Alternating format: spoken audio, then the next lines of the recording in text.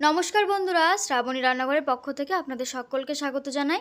আজ আমি আপনাদের সাথে দুর্গাপুজো অষ্টমী স্পেশাল একটা নিরামিষ রেসিপি শেয়ার করব। থাকছে নিরামিষ পনিরের রেসিপি, এরই সাথে ফুলকো লুচি এবং সাথে কিন্তু একটা মিষ্টি না থাকলে জমে না, তাই সেমাইয়ের পায়েস। আপনারা কিন্তু অষ্টমী ছাড়াও যে কোনো নিরামিষ দিনে এই রেসিপিগুলো তৈরি করে নিতে পারেন। প্রথমেই লুচির জন্য ময়দাটা মেখে নেব। আমি এখানে 500 ময়দা নিয়েছি। ময়দার মধ্যে দিয়ে দিচ্ছি স্বাদ অনুসারে একটু নুন, পরিমাণ মতো একটু চিনি, আর দিয়ে দিচ্ছি পরিমাণ মতো সাদা তেল। দিয়ে এই নুন, চিনি ও তেল সমস্ত কিছু একসাথে ময়দার সাথে খুব ভালো করে একবার মিশিয়ে নিতে হবে। ভালোভাবে সমস্ত কিছু একসাথে মেশানো হয়ে যাওয়ার পর অল্প অল্প করে জল ব্যবহার একটা ময়দার ডো তৈরি করে নিতে হবে। আমি এখানে 500 ময়দা দিয়ে তৈরি করে নিচ্ছি, তবে আপনারা যদি একটু বেশি বা কম করতে চান তাহলে ময়দার পরিমাণটা বাড়িয়ে বা কমিয়ে নিতে পারেন। ময়দাটা খুব ভালো করে মেখে নেওয়ার পর চলে আসলাম পরবর্তী স্টেপে। নিরামিষ পনির বানাবার জন্য সবার প্রথমে পনিরগুলো এরকম টুকরো করে নিয়েছি। পনিরের গ্রেভির জন্য কিছু উপকরণ রেডি করে নিয়েছি। 8 থেকে 10টার মতো কাজু, 2 টেবিল চামচের মতো পোস্ত, নিয়েছি আদা, আর ঝালের জন্য কাঁচা লঙ্কা এবং ক্যাপসিকাম ও টমেটো ছোট টুকরো করে নিয়েছি। এদিকে একটা কড়াই বসিয়ে গরম করে নিয়েছি। কড়াইতে দিয়ে দিলাম পরিমাণ মতো সাদা তেল ও পরিমাণ মতো একটু ঘি আর সাদা তেলটা খুব ভালো করে গরম করে নিতে হবে। তারপর পনিরের টুকরোগুলো দিয়ে গ্যাসের ফ্লেমটা মিডিয়াম টু লোয়ে রেখে পনিরগুলো লাল লাল করে ভেজে নিতে হবে। পনিরগুলো লাল লাল করে ভেজে নিয়েছি, নামিয়ে নিয়ে ফিরে আসছি। পনিরগুলো নামিয়ে নেওয়ার পর ওই একই তেলে ফোড়নে দিয়ে দিলাম গোটা গরম মশলা, এলাচ, দারচিনি ও লবঙ্গ। দিয়ে গোটা গরম মশলাটা কিছুক্ষণ ফ্রাই করে নিয়ে দিয়ে দিতে হবে তৈরি করে রাখা কাজু, পোস্ত, আদা ও কাঁচা লঙ্কার পেস্টটা দেওয়ার সঙ্গে সঙ্গে কিন্তু অনবরত নাড়তে থাকবে, না হলে কিন্তু কড়াইতে লেগে যাওয়ার সম্ভাবনা থাকে যেহেতু কাজু আছে।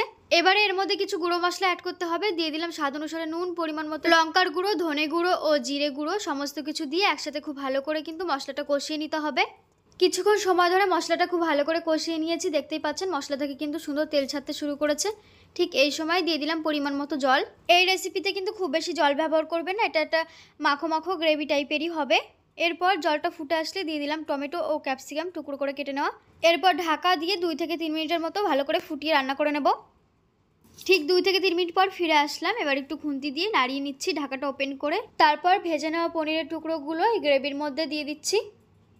পনিরগুলো দেওয়ার পর খুব ভালো করে একবার মিশিয়ে নিয়ে 1 থেকে 1.5 মিনিটের মতো একটু ফুটিয়ে নিতে হবে ঢাকা দিয়ে। খুব বেশিক্ষণ কিন্তু ফোটাতে হবে না, কারণ আমরা আগেই কিন্তু গ্রেভিটা খুব ভালো করে ফুটিয়ে নিয়েছি এবং মশলাটাও খুব ভালো করে কষিয়ে নিয়েছি, সেই জন্য আর আলাদা করে বেশিক্ষণ ফোটাতে লাগবে না। তৈরি হয়ে গেছে আমাদের নিরামিষ পনিরের রেসিপি। এবার এর মধ্যে সবশেষে দিয়ে দিচ্ছি কয়েকটা চেরা কাঁচা লঙ্কা, গরম মশলার গুঁড়ো ও একটু ঘি দিয়ে সব কিছু একসাথে খুব ভালো করে মিশিয়ে নিয়ে একটু ফুটিয়ে নামিয়ে নিতে হবে। আমাদের নিরামিষ পনিরের রেসিপি তো তৈরি হয়ে গেছে। এবার লুচিগুলো ভেজে নিতে হবে। ময়দা তো আগেই মেখে রেখেছিলাম, এখন ময়দার থেকে ছোট ছোট লেচির আকারে কেটে নিচ্ছি। এরপর লেচিটাকে হাতের সাহায্যে একটু ভালো করে গোল করে নিয়ে অল্প অল্প করে সাদা তেল দিয়ে লুচির আকারে গোল গোল করে বেলে নেব। খুব ভালো করে বা সুন্দর করে কিন্তু লুচি বেলে নিতে পারি না, তবে যেটুকু পারি চালিয়ে নেওয়ার মতো সেরকমভাবে তৈরি করে দেখাচ্ছি। ময়দা থেকে ছোট ছোট করে লেচি কেটে নিয়ে একসাথে অনেকগুলো লুচি তৈরি করে নেব। তারপর কিন্তু লুচিগুলো ভেজে নেব। প্রথমে কিন্তু একটা লুচির আকারে বেলে রেডি করে নিয়েছি। এরপর আরও একটা লেচি কেটে নিয়েছি ময়দা থেকে, তারপর ওই একই রকমভাবে বেলে নিচ্ছি।